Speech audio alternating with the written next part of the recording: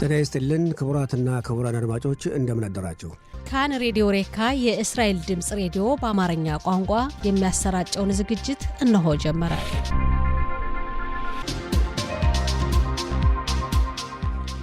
ጤና ይስጥልን ክቡራትና ክቡራን አድማጮቻችን እንደምን አደራችሁ። የለተሰኞ የጧት ፕሮግራማችን እነሆ ጀመረ። ከሁሉ አስቀድመን መልካም ቀን እንዲሆን እንመኛለን።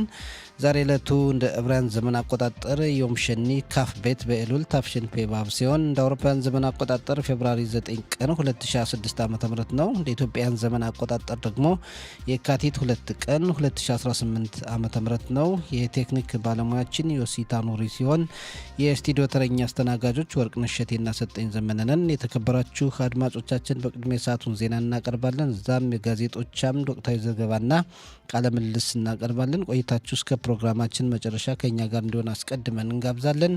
አሁን የሰዓቱ ዜና በወርቅነሽ እሸቴ ይቀርባል። አመሰግናለሁ ሰጠኝ። አርዕስተ ዜና። በዚህ ሳምንት ከፕሬዝዳንት ዶናልድ ትራምፕ ጋር ይገናኛሉ ተብሎ የሚጠበቀው ጠቅላይ ሚኒስትር ቢንያሚን ኔታንያሁ በኢራን የባላስቲክ ሚሳኤል ያለውን መረጃ አስመልክተው ይወያያሉ ተባለ። ፕሬዝዳንት ይስሐቅ ሄርጾግ በአውስትራሊያ ይፋዊ ጉብኝት እያካሄዱ መሆናቸው ታወቀ።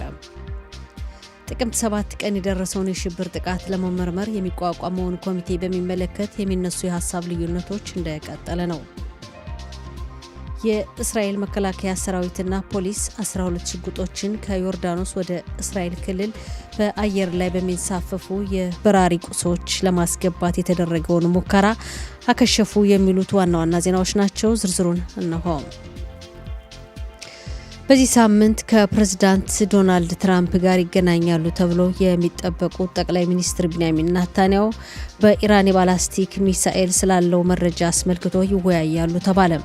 ኔታንያሁ የአሜሪካ ጉብኝታቸውን በማስቀደም የፊታችን ረቡዕ አሜሪካ ይገባሉ ተብሎ የሚጠበቅ ሲሆን በዋሽንግተንና በቴህራን መካከል በሚካሄደው ድርድር ላይ ተጽዕኖ ለመፍጠርና በውይይቱ የኢራን የባላስቲክ ሚሳኤል ትኩረት እንዲሰጠው ጫና ለማድረግ እንደሆነ ተገልጿል።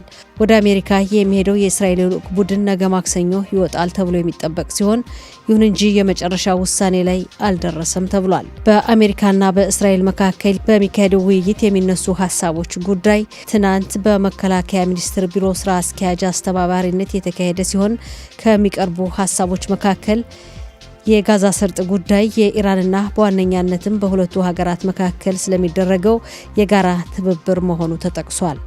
በተጨማሪም እንደ ቱርክና ሳውዲ አረቢያ ለመሳሰሉ የአካባቢ ሀገራት F-35 የተሰኘውን ዘመናዊ ጦር አውሮፕላን ለመሸጥ ያለውን ሀሳብ ተከትሎ የእስራኤል መከላከያ ሰራዊት ቴክኖሎጂዎች ሚስጥር በመጠበቅ ዙሪያ የሁለቱ ሀገራት ባለስልጣናት መወያየታቸው ታውቋል። ፕሬዝዳንት ይስሐቅ ሄርጾግ በአውስትራሊያ ይፋዊ ጉብኝት እያካሄዱ መሆናቸው ታወቀ። ሄርጾግ ቡንዳይ በተባለው የባህር ዳርቻ የሃኑካ በዓል ስነስርዓት በማክበር ላይ እያሉ በደረሰው የሽብር ጥቃት 15 ሰዎች የተገደሉበትን ቦታ የጎበኙ ሲሆን ጸረ ይሁዳውያን እንቅስቃሴ ለመላው ዓለም ምን ያክል አደገኛ እንደሆነ የሚያሳይ ነው ብለዋል። ፕሬዝዳንት ሄርጾግ ለሽብር ጥቃቱ በኃላፊነት የሚጠየቀው የአውስትራሊያ መንግስት ነው እየተባለ ለሚነሳው ሀሳብ ተጠይቀው በሰጡት ምላሽ ከሽብር ጥቃቱ በኋላ የሀገሪቱ መንግስት የወሰደው እርምጃ ለወደፊቱ ተመሳሳይ ጥቃት እንዳይደርስ አስተዋጽኦ ያደርጋል ብለዋል። ጥቅምት 7 ቀን የደረሰውን የሽብር ጥቃት ለመመርመር የሚቋቋመውን ኮሚቴ በሚመለከት የሚነሱ የሀሳብ ልዩነቶች እንደቀጠለ ነው። የቀድሞ ጠቅላይ ሚኒስትር ናፍታሊ ቤኔት ጠቅላይ ሚኒስትሩ ለመንግስት መስሪያ ቤቶች ተቆጣጣሪው የሰጡት ምላሽ የሰነድ ፕሮቶኮል የሚያሳየው የነበረውን የእስራኤል ደካማ ጎንና ለደረሰው ጥቃት ኃላፊነት የሚወስድ አካል እንደሌለ ነው ብለዋል። ቤኔት ኔታንያሁን የሚመሩ ሚኒስትር መሆን ሲገባቸው ተመሪ እንደሆኑና አዛዥ ሳይሆኑ ታዛዥ መስለው ይታያሉ በማለት የጦር አዛዥ ኢታማጆር ሹሞች የሻባክና መሰል ድርጅቶች ለዓመታት ያክል ሲመሯቸው የኖሩ ሀገሪቱን መምራት ሲገባቸው ኃላፊነት የማይወስዱ መሪ ናቸው በማለት ተናግረዋል። የደህንነትና የፖለቲካ ካቢኔ በይሁዳና ሰማሪያ አካባቢ አዳዲስ የአፈጻጸም ስርዓት እንዲካሄድ ውሳኔ አስተላለፈ።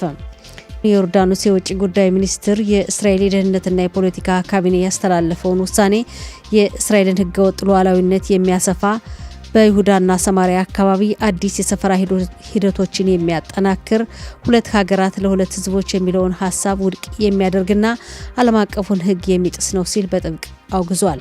በተጨማሪም የእስራኤል አክራሪ መንግስት የደረሰበት ውሳኔ በይሁዳና ሰማሪያ አካባቢ የሚፈጠረውን ግጭትና አለመግባባት የሚያበረታታ ድርጊት ነው ሲል አስጠንቅቋል። የዮርዳኖስ የውጭ ጉዳይ ሚኒስትር ባወጣው መግለጫ የእስራኤል የደህንነትና የፖለቲካ ካቢኔ ትናንት ያስተላለፈውን ውሳኔ የፍልስጤማውያንን ታሪክ የሚቃረንና ይሁዳና ሰማሪያን በእስራኤል ግዛት ቁጥጥር በማድረግ በአካባቢው ጦርነቱን ለማስቀጠል የተደረገ ነው ሲሉ የፍልስጤም መስተዳድር ሊቀመንበር መሐመድ አባስ በጻፉት መልእክትም ተገልጿል።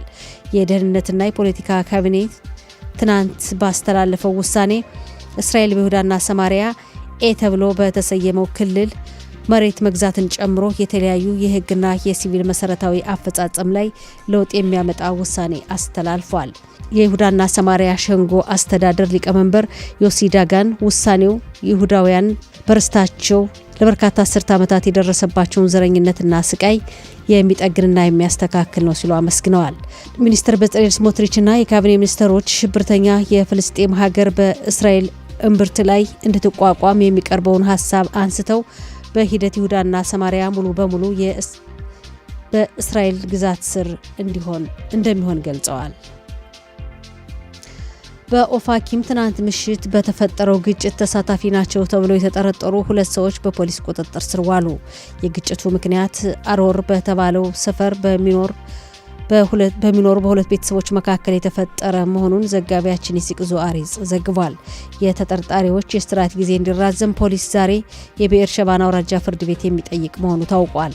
የእስራኤል ቤቴኑ ፓርቲ ሊቀመንበር አቪግዶር ሊበርማን የተፈጠረውን ግጭት አስመልክተው በሰጡት ምላሽ መንግስት ወንጀልን መቆጣጠር ተስኖታል በማለት ትናንት የተፈጠረው ግጭት ፊልም ሳይሆን ህይወታቸውን አደጋ ላይ በሚጥል የወንበዴዎች ቡድን የተከበበው የኦፋኪም ከተማ ነዋሪዎችን ተጨባጭ ሁኔታ የሚያሳይ መሆኑን ገልጸው የተፈጠረው ግጭት ትክክለኛ ስርዓት ባላት ሀገር ሊፈጠር የማይገባው ነው፣ ህዝቡ ተረስቷል ብለዋል አቪግዶር ሊበርማን በጻፉት መልእክት።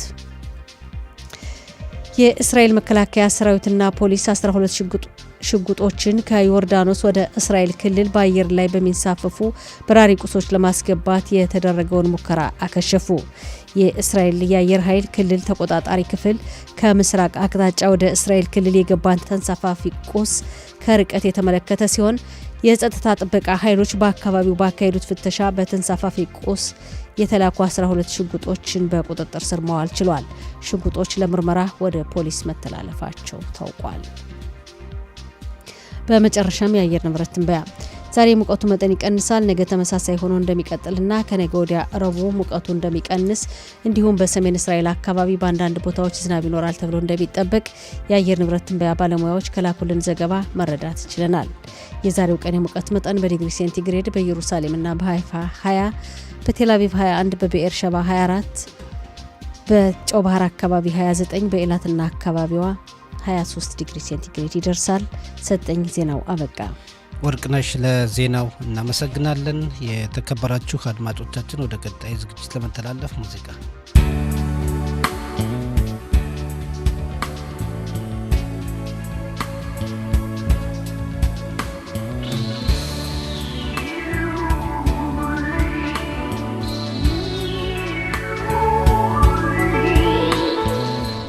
የተከበራችሁ አድማጮቻችን ከዚህ ቀጥለን የዛሬ ጋዜጦች ለአንባቢያን ያቀረቧቸውን ዋና ዋና ዘገባዎች ወደ እናንተው እናደርሳለን። ዛሬ የካቲት 9 ቀን 2026 ዓ.ም 3 የእስራኤል ዋና ዋና ጋዜጦች ሃሬጽ፣ ኢዲዮት አህሮኖት እና ማዕሪብ ደርሰውናል። ሶስቱም ጋዜጦች በዛሬው ዘገባቸው በፊት ገጻቸው ትልቅ ትኩረት ሰጥተው የዘገቡት 76 ዓመቱ ትላንት ከዚህ ዓለም በሞት የተለየውን እውቁ ድምፃዊና የዜማ ደራሲ ማቲ ካስፒን ጉዳይ ነው። በእስራኤል የሙዚቃ ታሪክ ትልቅ ቦታ የነበረው ማቲ ካስቢ በካንሰር በሽታ ምክንያት ከዚህ ዓለም ሕይወቱ ብታልፍም የሰራቸው ድንቅ ስራዎቹ ስሙን ለዘላለም የሚያስጠሩት ናቸው። ማቲ ድምፃዊ፣ የዜማ ደራሲ፣ ሙዚቃ መሳሪያ ተጫዋች፣ አቀናባሪ፣ የሙዚቃ ዝግጅት ኃላፊ ነበር በማለት ጋዜጦች አድናቆታቸውን በመስጠት በፊት ገጻቸው አቅርቧል። በ1949 ዓ ም የተወለደው በሰሜን እስራኤል ገሊላ በሚባለው አካባቢ በሚገኘው ኪቡጽ ሀኒታ ነው። የእስራኤል ጋዜጦች የካስፒን ፎቶግራፎች በፊት ገጻቸው በመለጠፍ በሙዚቃው ዓለም ያሳለፈውን ድንቅ ታሪክ ዘግቧል። የማዕሪብ ጋዜጣ ኮከብ ኪነ ጥበብ ሰው የካንሰር በሽታ ሲታገል ቆይቶ በሱ ምክንያት ያ ድምፁ ጸጥ አለ ብሏል። ከእስራኤል ሙዚቀኞች ውስጥ አንዱ የነበረው ማቲ ካስቢ የተደነቀ የፈጠራ ባለቤት፣ የዜማ ደራሲ፣ ድምፃዊ ነበር። በዚህ ዘመን አሉ ከሚባሉ የኪነ ጥበብ ባለሙያዎች አንዱ ነበር። በ76 ዓመቱ ከዚህ ዓለም ተለይቷል። በሕይወት ባይኖርም ስራዎቹን አስቀርቷል። የእስራኤል የባህልና ኪነ ጥበብ ዓለምም ይህን ታላቅ ሰው ዛሬ ይሰናበታል ብሏል ማዕሪብ። የአሬዝ ጋዜጣ በበኩሉ ማቲ ካስቢ በዘመኑ አንድ ጊዜ ብቻ የሚገኝ ድንቅ ባለሙያ ነበር። ታላላቅ ዜማዎቹ የሙዚቃ አልበሙ ብዙ ተጽዕኖ ከፈጠሩ ስራዎች መካከል ግንባር ቀደም ናቸው። በእስራኤል ሙዚቃ አዲስ ነገር እንዲሰማ ያደረገ ድንቅ ባለሙያ ነበር። ለብዙ ድምፃውያንም ዜማዎቹን ሰጥቷል። አብረውት የሰሩ ባለሙያዎችና ህዝቡም በሱ ትዝታ ለብዙ ዓመታት አብረው ይኖራሉ በማለት በአድናቆት ዘግቧል። ሀሬዝ የኢዲዮት አህሮኖት ጋዜጣም እንዲሁ የኮከቡን የኪነ ጥበብ ሰው ማቲ ካስቢ ጉዳይ በማስቀደም የሰራቸውን ስራዎችና ለህዝቡ ያበረከታቸውን መልካም ስራዎች በመዘርዘር ዘግቧል። ብዙ ዜማዎችን የደረሰውና የተጫወተው ማቲ ካስቢ በ76 ዓመቱ ከዚህ ዓለም በሞት ተለየ በማለት የኢዲዮት አህሮኖት ጋዜጣ ስለ ማቲ ካስቢ የኪነ ጥበብ ስራ ሰፊ ዘገባን አቅርቧል። የማቲ ካስቢ አስከሬን ዛሬ ከጠዋቱ 10 ሰዓት ጀምሮ በቴልአቪቭ ኦፔራ በተባለው አዳራሽ ይቀመጥና አድናቂዎቹና የሙያ አጋሮቹ እንዲሰናበቱት ይደረጋል። ከቀኑ 3 ሰዓት ላይ የቀብር ስነስርዓቱ በክፍር ሰባ ከተማ ይፈጸማል ተብሏል። ማቲ ካስቢ ድምፃዊና የዜማ ደራሲ ነበር። ከ1000 በላይ ዜማዎችን ደርሷል። ማቲ ካስቢ ለህዝቡና ሀገሩ ላበረከተው ከፍተኛ አስተዋጽኦም በአኮም ድርጅት በኩል የሚሰጠውን የህይወት ዘመን ሽልማት መቀበሉ ይታወሳል። ይህ በእንዲህ እንዳለ በእስራኤል ክኔሴት የፓርላማ አባል ሆነው ያገለግሉትና በማህበራዊ አገልግሎት የእስራኤልን ልዩ ሽልማት የተቀበሉት ኤሊ አላሉፍም በ81 ዓመታቸው ከዚህ ዓለም በሞት መለየታቸውን ጋዜጦች በዛሬ ዘገባቸው ተመልክተዋል። እንዲሁም በማካቢ ቴልአቪቭ የቅርጫት ኳስ ክለብ ባለቤት የነበሩት ዴቪድ ፍሪድማንም ከዚህ ዓለም በሞት መለየታቸውን ጋዜጦች ዘግቧል።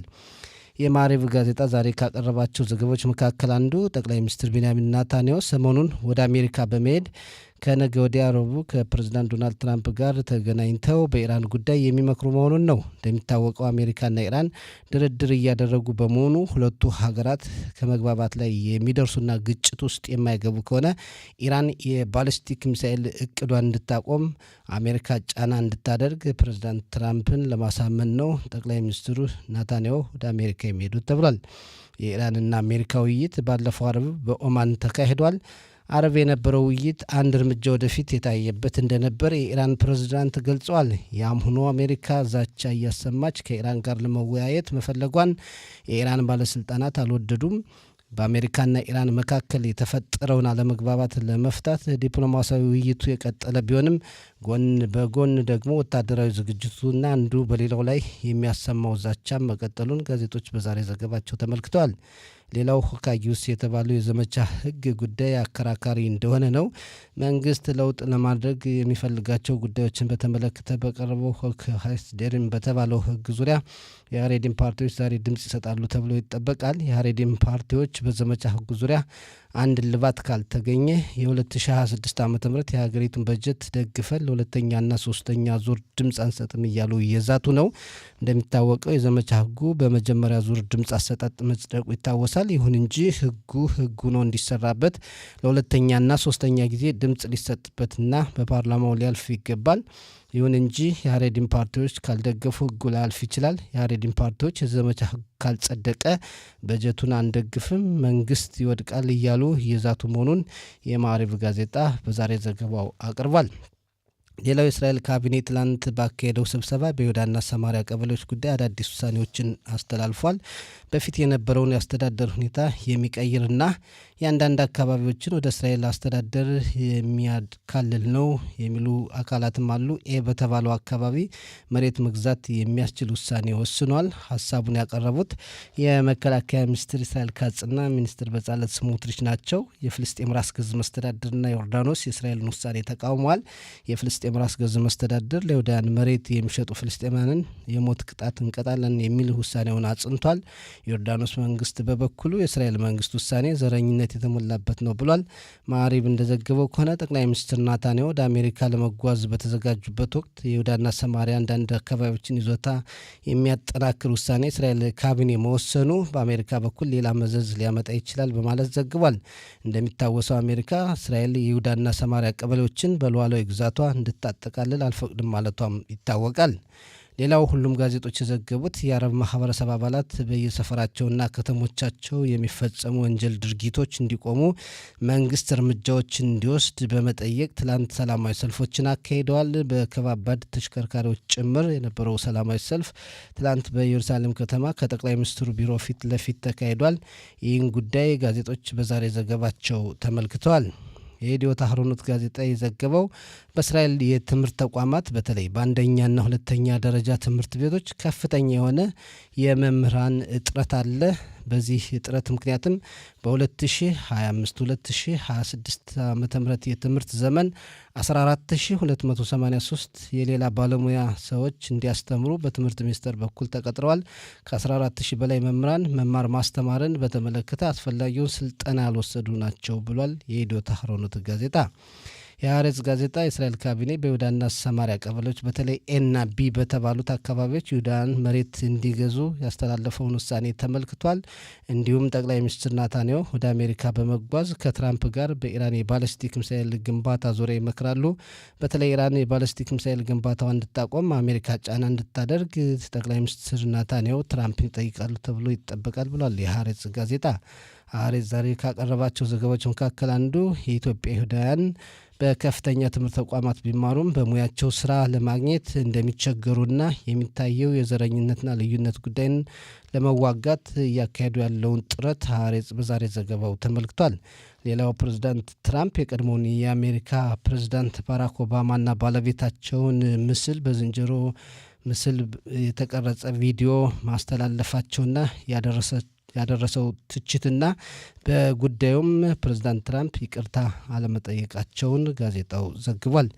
የተከበራችሁ አድማጮቻችን የጋዜጦች አድማጮቻችን ስርጭታችን ቀጠለ ነው። ወርቅነሽ እንግዲህ የእስራኤል ካቢኔ ትላንት በተለይ በይሁዳና ሰማሪያ በኩል አንዳንድ ውሳኔዎችን በተለይ ደግሞ አንዳንድ አካላት እንደሚሉት ቀስ በቀስ ይሁዳና ሰማሪያ ቀበሌዎችን ወደ እስራኤል ሉዓላዊ ግዛት የሚያጠቃልል ውሳኔ እየወሰነ ነው። ይህ በተባለው አካባቢ ይሁዳውያን መሬት እንዲገዙ የሚያደርግ ነው። ሌሎችን ደግሞ በአካባቢው እንዲወጡ ቅዴታ የያዘ ይመስላል የሚሉ አካላት አሉና እንዴት ታየዋለሽ? እንግዲህ ይሄን ሀሳብ የተወሰኑ ፓርቲዎች አሉ በመጀመሪያ ጥምር መንግስቱ ጋር ሲቀላቀሉ ይሁዳና ሰማሪያን አካባቢ በእስራኤል ቁጥጥር ስር ማድረግ በህጋዊ መንገድ ያው በክነሴቱ ወስኖ አላማቸው ይሄ እንደሆነ መንግስት ከተቋቋመ ጀምሮ የሚነሳ ሀሳብ ነው። በተለያየ ምክንያት በጦርነቱም በምንም ተራዘመ እንጂ የጽዮን ታዳቲት ፓርቲ በዋነኛነት ይጠቀሳል። እንግዲህ ይሁዳና ሰማሪያ ወዛጋቢ ክልሎችን የሰፈራ ቦታዎችን በህጋዊ መንገድ በእስራኤል ቁጥጥር ስር ለማድረግ ከዚህ በፊት በክነሴቱ ቀርቦ አወዛጋቢ ሆኖ ቆይቶ ነበር። እንግዲህ ትናንት ደግሞ የደህንነት እና የፖለቲካ ካቢኔው በአካሄደው ውይይት ውሳኔ ላይ ደርሷል። በዚህ ተብሎ በሚጠራው ክልል በተለይ መሬትን እስከ መግዛት ጨምሮ አዳዲስ ያፈጻጸም ስርዓቶች ሊከናወኑ እንደሚችሉ ውሳኔ ተላልፏል። ይሄን ውሳኔ እንግዲህ የተለያዩ ሀገራት እየተቃወሙት ናቸው። የፍልስጤም መስተዳድር፣ ዮርዳኖስና ሌሎችም ሀገራት ይሄ ዓለም አቀፍ ህጉን መጣስ ነው፣ እስራኤል በህጋዊ ሳይሆን ህገወጥ በሆነ መንገድ ሉዓላዊነቷን በኃይል እያስፋፋች ነው፣ የሁለት ሀገራት ለሁለት ህዝቦች የሚለውን ሀሳብ ጭራሽ እንዲረሳና ውድቅ እንዲሆን የሚያደርግ እርምጃ ነው በማለት ተቃውሞች እየተነሱ ነው። እንግዲህ ይህ ሀሳብ ትናንት ውሳኔ ጸድቋል። ይሁዳና ሰማሪያ አካባቢ መስተዳድር ኃላፊ ዮሲ ዳጋን ደግሞ አመስግነዋል። ይሄ የይሁዳውያንን ርስት እንደገና የሚመልስ ነው፣ እስካሁን የደረሰብን ዘረኝነት ጭቆና የሚክስና የሚጠግን ውሳኔ ነው በማለት አድንቀዋል። ሁኔታው እንግዲህ አከራካሪ ነው። ለጊዜው ትናንት ውሳኔ ላይ ተደርሷል በዚህ ዙሪያ። እንግዲህ ያው የገንዘብ ሚኒስተሩ በጻለት ስሞትሪች በመከላከያ ሚኒስትር ጽህፈት ቤትም የሚኒስትር ስልጣን አላቸው እዛ ውስጥ ይህን አካባቢ በተመለከተ በተለይ ይሁዳና ሰማሪያ እና እንደዚህ አይነት ውሳኔ ምናልባት እንግዲህ ከሳቸው ፖሊሲ ጋር የሚሄድ ሊሆን ይችላል። ወደፊት ምን አይነት አንደምታ ወይም ደግሞ መዘዝ ሊያመጣ ይችላል? በአሜሪካ በኩልም በአውሮፓ በኩልም እስራኤል በይሁዳና ሰማሪያ የምትወስናቸውን ነገሮች እነሱ በመጥፎ ጎን የሚመለከቱበት ሁኔታ አለ፣ እናየዋለን። ግን ቀስ በቀስ አካባቢውም ብዙ ለውጥ ለማምጣት ጥረት እየተደረገ ነው፣ እናያለን። ሌላው እንግዲህ የዚህ የዘመቻ ህግ ጉዳይ ያለ የአሬዲን ፓርቲዎች አሁንም እየዛቱ ነው ይባላል። የዘመቻ ህጉ ካልጸደቀ የበጀቱን ሁለተኛና ሶስተኛ ደግፈን አንሰጥም ድምጽ የሚሉበት ሁኔታ አለና እንዲያው መንግስት ይወድቅ ይሆን በዚህ ምክንያት? በዚህ ምክንያት በጀቱ ካልጸደቀ በእርግጥ መንግስት ይወድቃል። ግን አሁን መንግስት ይበተናል። መንግስት ቢበተን ምንም ብዙ የሚያጣው ነገር የለም። የምርጫው ጊዜ እየቀረበ ስለሆነ ይሄ ነገር እንደው ለመንግስት ይሄን ያህል ትልቅ ትኩረት ተሰጥቶት የሚያሰጋው የሚያስፈራው ነገር ሊሆን አይችልም። ምርጫው የወራት ልዩነት ስለሆነ ግን በጀቱ ካልጸደቀ በእርግጥም መንግስት ሊበተን ይችላል። የሀረሪ ማህበረሰብ እንግዲህ እምነታቸው ጽኑ ነው። በዚህ ጉዳይ እንደምናየው በተለያዩ ጊዜያት የሀረሪ ማህበረሰቡን የሚወክሉ የፓርቲ አባላት በተደጋጋሚ ሀሳብ እያቀረቡ ናቸው። ሀሳባቸውንም የሚለውጡ አይመስሉም። አስቸጋሪ ነው። እንግዲህ ለመከላከያ ሰራዊቱ ደግሞ የግድ ኃይል ያስፈልገዋል። እንግዲህ የሀገሪቱን ህዝብ ለሁለት የከፈለ በጣም አስቸጋሪ ሀሳብ ነው። የጉዳይ የሚሆነውን በሂደት እናያለን። በአንድ በኩል የግድ የሀረሪም ማህበረሰብ ወጣቶች መዝመት አለባቸው። በሌላ በኩል ደግሞ መንግስት ደግሞ አሁን ሁለት ውሳኔዎችን አይዘምቱም ብሎ ቢያስተላልፍ በሚቀጥለው ምርጫም ራሱን የቻለ ተጽዕኖ ያመጣል። በሌላ በኩል ደግሞ የሚያስፈራውም አይኖርም። እንዳልሽው አጭር ጊዜ ነው የቀረ፣ መንግስት ሊያስፈራው አይችልም። ግን ለማንኛውም በዚህ ሳምንት ወይም ዛሬ ደግሞ ሆካ ስዴር የሚባለው በተለይ መንግስት በአንዳንድ ለውጦች ለማምጣት የሚያስፈልገውን ሁኔታ ወደ ክኔሴት ይቀርባል ተብሎ ይጠበቃል። ይደግፉ አይደግፉ የሀረሪም ፓርቲዎች ይታያሉ። ከዛም እንግዲህ ወካጊውስ አለ፣ የታክሲው ሁኔታ ወይም በጀቱ ሁኔታም አለ። እናየዋለን። የሀረሪ ማህበረሰብ እንግዲህ የፖለቲካ ኃይል እስካላቸው ድረስ በመንግስት ላይ የሚፈጥሩ ተጽዕኖ ከባድ ነው። ያስፈልጋሉ ለመንግስት ውሳኔ የፖለቲካ ኃይል ይመረጣሉ። እንግዲህ ከቁጥራቸው አንጻር እንደምናየው ቁጥራቸው በእርግጥ ጥቂት አይደለም። የሚመረጡ መንግስት ኖረም ተበተነም ኃይላቸውን ይዘው መመለሳቸው አይቀርም። እንደዛ ስለሆነ በየጊዜው ይሄም ነው ይመስለኛል እንግዲህ ሀሳባቸውን እያሳኩ የሚቀጥሉት። የፖለቲካ ኃይል አላቸው። የፖለቲካ ኃይል ማለት ህዝቡ ይተባበራል፣ ይመርጣል፣ በቂ አባላትን ያስገባል ወደ ክነሴትን ተወካዮችን እና ይሄ ነው የፖለቲካ ኃይል ማለት እንግዲህ ያውቁበታል። እነሱ ደግሞ ያው እንደሚታወቀው ለመራጫቸው ህዝብ ቃል የሚቆሙ ናቸው። የመንፈሳዊ መሪዎች ናቸው የሚወስኑት። ከክኔሴት አባላቶቻቸው ይልቅ መንፈሳዊ መሪዎች ናቸው። ተጠባብቀው ነው የሚሄዱና ለመራጫቸው ታማኝ ናቸው ማለት ይቻላል። ያንን ባይሉ ደግሞ ዋጋ የሚከፍሉበት ሁኔታ አለ። ማንኛውም እናየዋለን። ያለው ሁኔታ ግን ይህ ነው። አድማጮች እናመሰግናለን። ወደ ቀጣይ ዝግጅት ለመተላለፍ ሙዚቃ